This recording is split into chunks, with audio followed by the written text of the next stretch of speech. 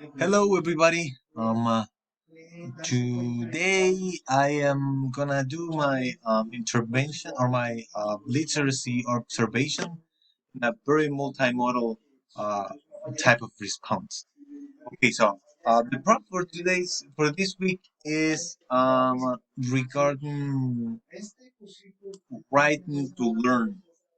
And I would like to start off from Dr. Towley video, where on minute 2, she mentions that writing to learn, minute 1 on this week's video, writing to learn, and I quote, writing to learn activities are short, informal, and I would say, out of quotes, or closing quoting marks, um, formative, not summative.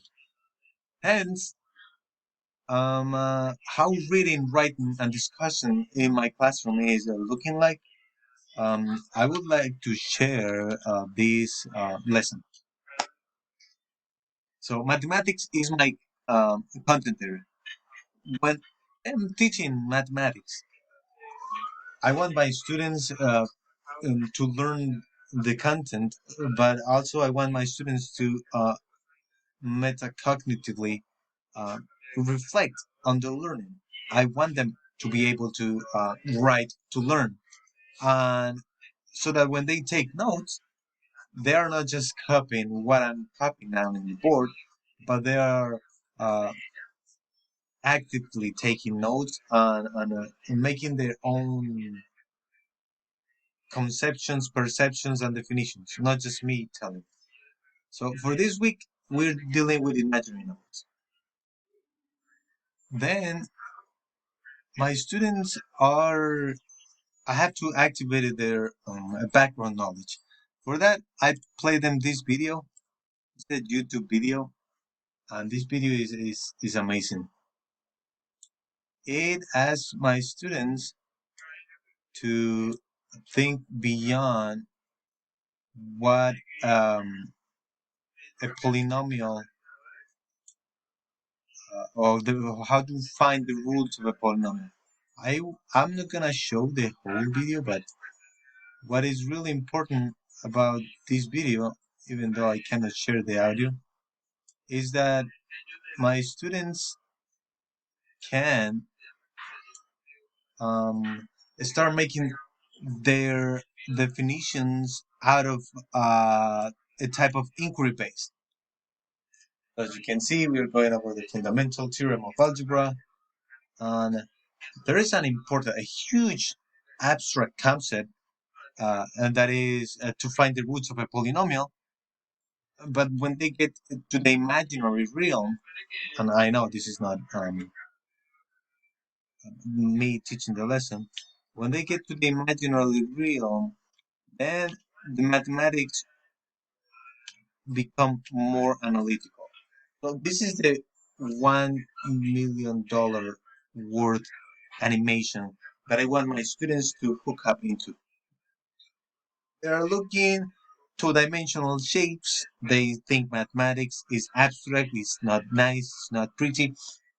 Then I use this uh, to make their brain go farther. As you can see, a normal parabola will have in a two dimensions, you will have no roots. However, um, the roots of that parabola that was portrayed in that video are imaginary. Then I start my class by showing that video. Then, what can I say about this class? Reading. What can I say about my this class discussion? Well, hitting huge, uh, mm, I would say, goals in my lessons is for get students able to read multimodal information as infographics or as this video, for them to notice what are the important cues about what is um, the main objective of the topic. So as you could see, students could have take notes intuitively right there with a pictorial image of the whole lesson. Polynomials have real roots that normally will cut the x-axis, but now they're being introduced to imaginary roots. All right, so reading. If my students are able to access this multimodal type of knowledge, which is a video with graphics and a vision much better than me in the real life trying to explain it, I am I'm having my students respond to this multimodal format text in the way that I want. Now, discussion. I was pausing the video in several steps so that I don't let the video teach my class. And there was this one point in the video we get to the anti-apple. That was really hilarious because the anti-apple comes from the idea that mathematics or mathematicians didn't like negative solutions. We're like, no, we don't like negative solutions. What are you talking about? There is not such thing as the anti-apple, as you can see that in there. So, and it was a socio-cultural type of uh, clash between ideas. Now, you can't come and invent anti-apples or negative numbers. In the similar way, you cannot come and say, well, this routine, you cannot say that this there is a pattern in here. There is not an imaginary number called I. There is not such a thing. So I was pausing my video, and I believe that discussions were taking place in a huge role in my lesson in here. What was the objective for me to have a video? I'm pausing it at several times or several points during the lesson was for them to for me to keep them active. What is this going? Where is this going to? Is it going to go even deeper? What is an imaginary number? What is an imaginary? Why are we dealing with imaginary numbers? So who was doing the talking? Well, when I was playing the video, we were learning. I didn't know what was an imaginary number. And when I was asking the students questions, we were all under the understanding that real numbers will only have real roots. However, here is an when we have these parabola having no real roots, so we say, well, this parabola is not touching the x-axis, so I don't have real roots. After my class, I was able to show or prove that I have two imaginary roots. So this one to the left has two real roots. This one to the right has two imaginary roots. So at the beginning of the class, we didn't know anything. We were saying, well, look, by looking at this graph, I would say it has no roots. But by the end of the lesson, through discussions, we were getting to the point where students um, where we hit the wall. We say, well, yes, that's what we think. We made the mistake together. So the discussion was for us a discovery-based type of lesson. The students were telling me, and I believe them, that this function didn't have real roots, didn't have any roots. But it turns out that this function has two imaginary roots, and this is the algebra that I used to prove that. My students, I assume, they have taken note of this basic type of example. However, the imaginary numbers were already introduced in the lesson the day before. Therefore, I started this by showing this little math joke here.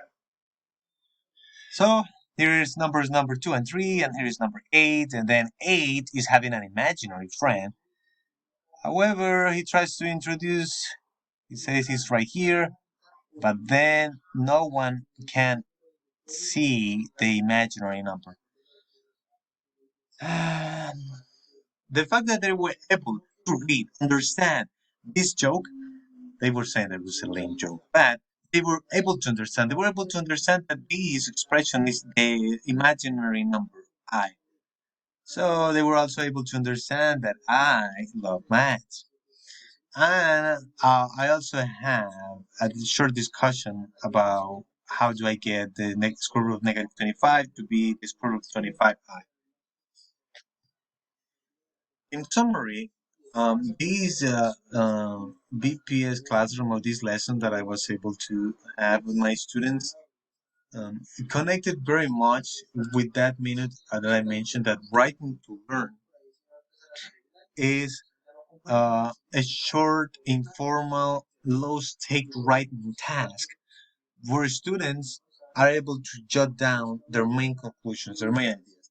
And to be honest, if I would be asked as a teacher, uh, 2 years after they leave high school, if they are not going into math, what is an imaginary number? And they're able to remember that that figure, that picture, that discussion, I'm having a huge impact on the students' um, literacy. There, this multimodality, this type of lesson, these different symbols, objects, ideas behind the abstract structures of mathematics is what is shaping, or at least this day in my lesson, um, the mathematical discussion, the writing, and I know, yes, Cornell now taking strategies is ideal. And as you could have seen, if I could have modeled a Cornell note taking in this, if I want to have such rich components, such as the short videos, such as the meme there, and also discussions when I was pausing that video. All right, I hope you like this video and subscribe to my YouTube channel. Comment if you want. Thank you.